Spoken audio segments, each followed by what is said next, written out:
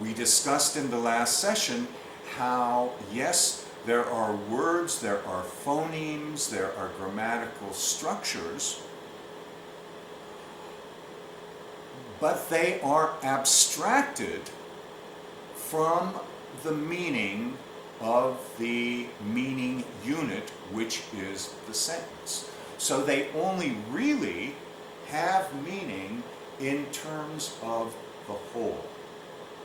If you abstract, and extract a word from that sentence, then that word can be used in a number of different ways and in a number of different contexts.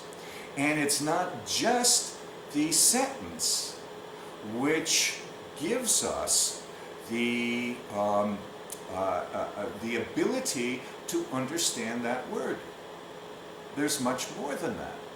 There is a whole history within our lifetime of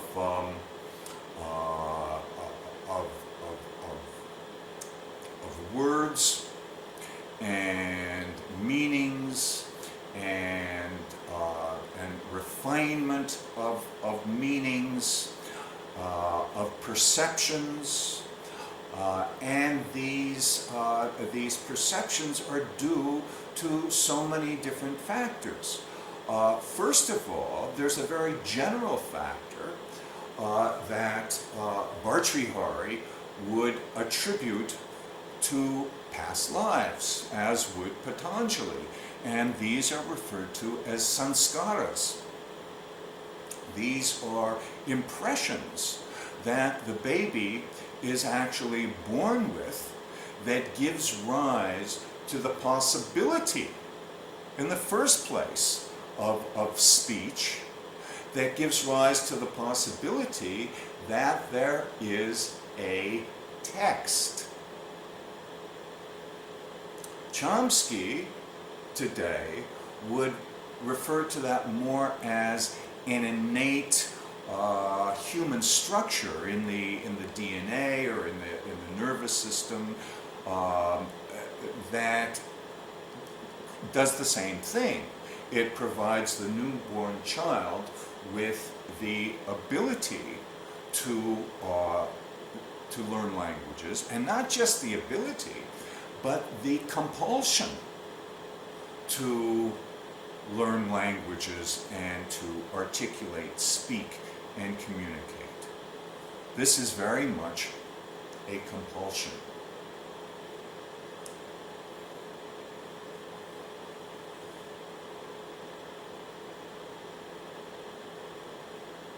So,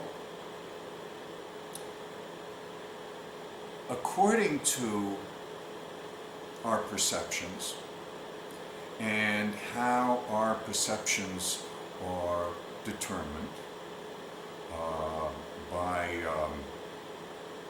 our habits resulting from this life and previous lives, from our cultural conditioning,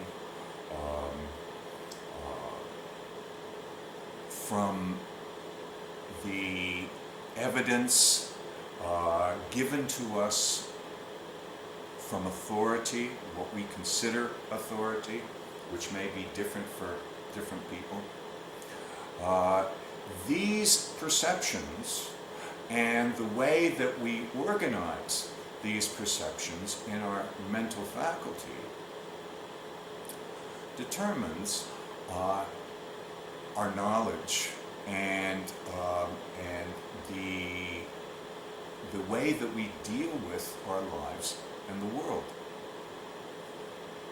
So this is why the grammarians are always making this point about liberation, that the means of liberation is through the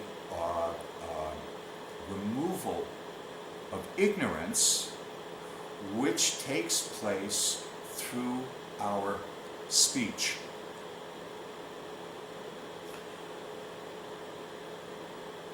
Now, to go back to how we started this evening with Kailash's comment and question about logos.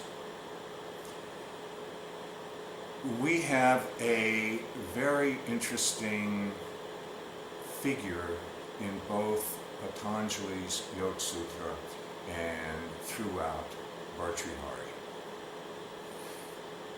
It's the figure of Ishvara. Now, this is a word that if you look it up in the dictionary, or if you go by how it's used in modern standard colloquial Hindi, Ishwar means God. But this is not how the grammarians, Patanjali and Bhartrihari, are using this name. As I said, what really creates the possibility of differentiation and humanness, as opposed to strictly divinity, is sequencing, is time. And there is an imaginary level, a line that we can draw, imaginary, not real, imaginary line, above which we can say nothing is differentiated, and below which there is a process of differentiation which ultimately creates the entire manifestation that we perceive.